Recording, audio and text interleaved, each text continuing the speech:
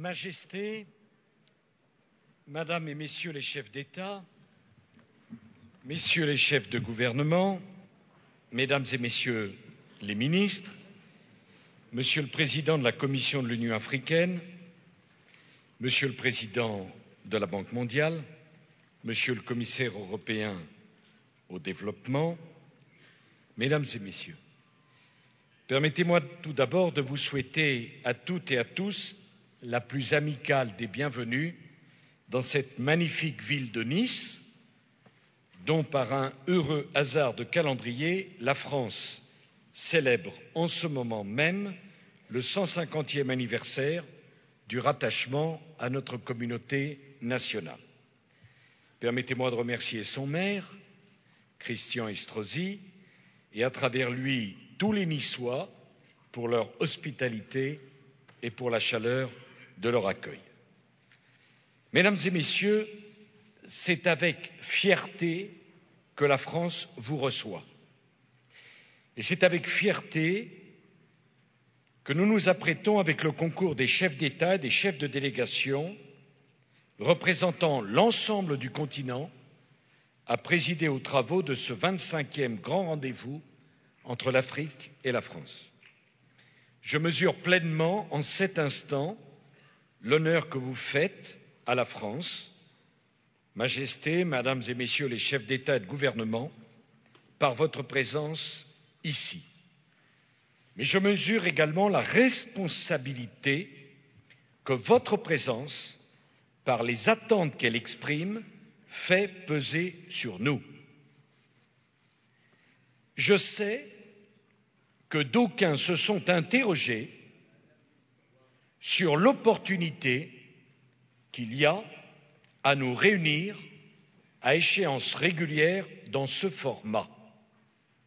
Un sommet Afrique-France, pourquoi faire? Est-ce encore utile?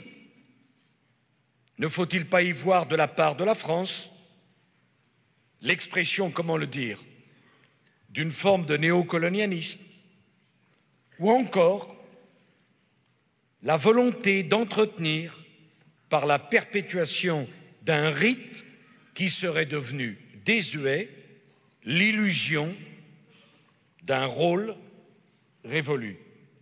Poser ces questions, ce n'est offenser personne. Et d'ailleurs, ces questions, nous nous les sommes posées, vous vous les êtes posées. Et pourtant, chacun d'entre nous, nous y avons répondu avec force par notre présence ensemble. Nous avons dit, oui, ces réunions ont un sens. Oui, il existe entre l'Afrique et la France une relation particulière qui ne se substitue à aucune de celles que votre continent entretient avec d'autres pays et qui n'est soluble non plus dans aucune autre. Oui, nous avons des choses à nous dire et par-dessus tout, nous avons des choses à faire ensemble. Et mesdames et messieurs les chefs d'État et de gouvernement, Majesté, je suis intimement convaincu qu'il n'est plus possible d'évoquer les grandes questions du monde sans la présence de l'Afrique. Ce qui fonde notre conviction, c'est la claire conscience que nos destins sont indissolublement liés. L'échec de l'Afrique serait le drame de l'Europe. L'Europe et la France, nous avons un intérêt majeur à la réussite de l'Afrique. 12 kilomètres séparent nos deux continents. Il y a une communauté de destin, une communauté d'intérêts. La nouvelle relation franco-africaine que j'appelle de mes vœux, je la veux décomplexée.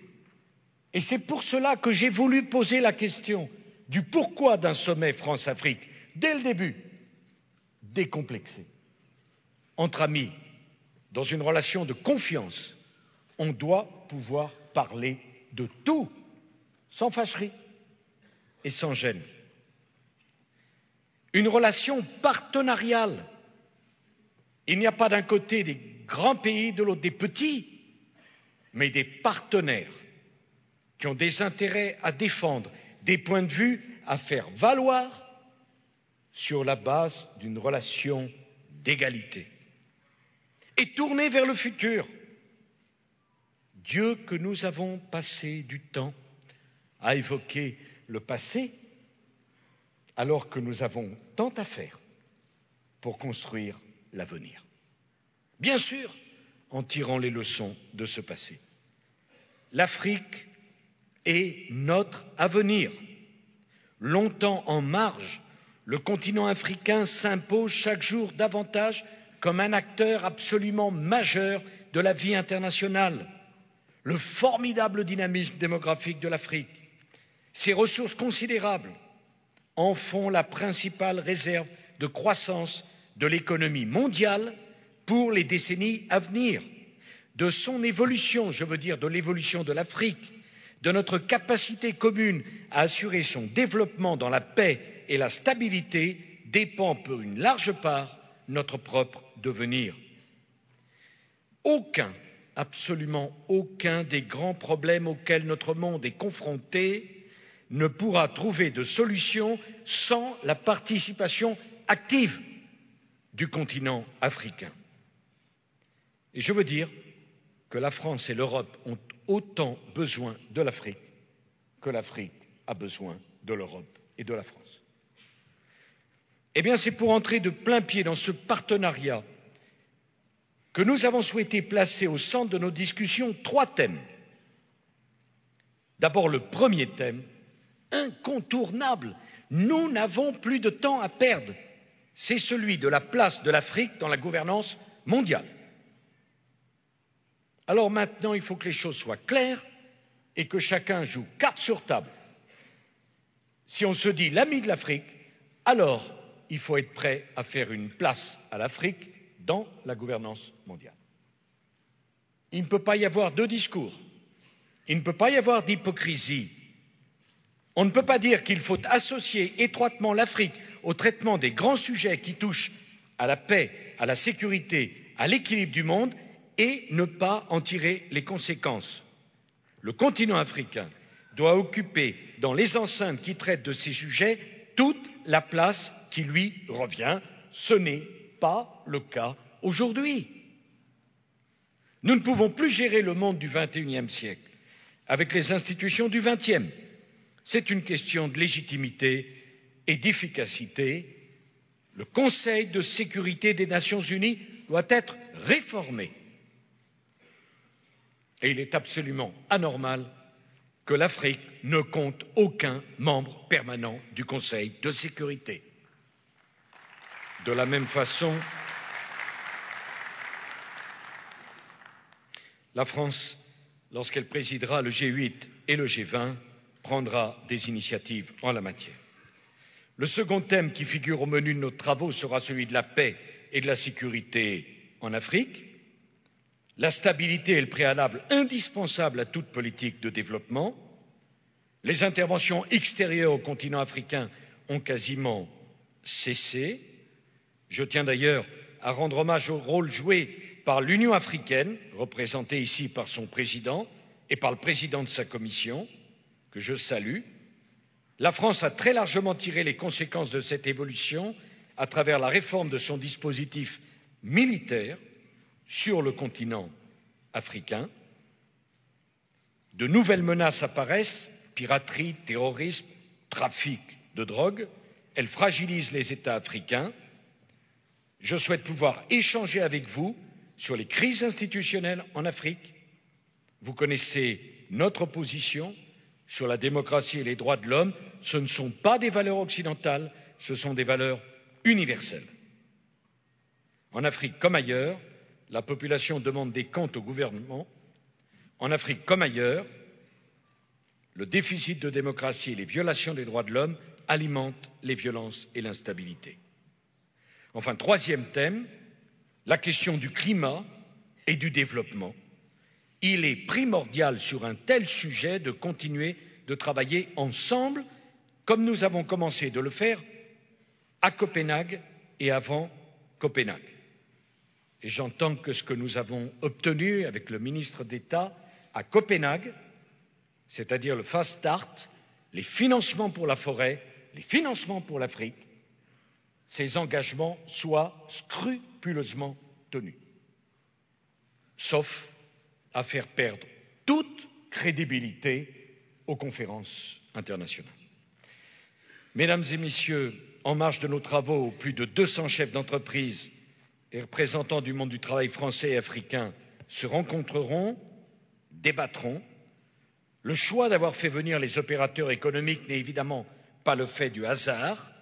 Ces opérateurs ne nous ont pas attendus pour travailler ensemble, mais nous attendons de leur participation à ce sommet des résultats concrets. Mesdames et Messieurs les chefs de gouvernement et les chefs d'État, Majesté, un travail passionnant nous attend. La France veut être l'allié de l'Afrique. L'Europe et l'Afrique ont une communauté de valeurs. Ensemble, nous pouvons construire la gouvernance mondiale du XXIe siècle. En nous affrontant les uns aux autres, nous n'aurons que l'échec. En nous additionnant les uns aux autres, alors nous parlerons à la fois au nom du Nord et au nom du Sud. Je vais céder la parole à un sage, à un homme de longue expérience et de profonde humanité, au grand dirigeant d'un très grand pays, l'Égypte, qui accueillera notre prochain sommet.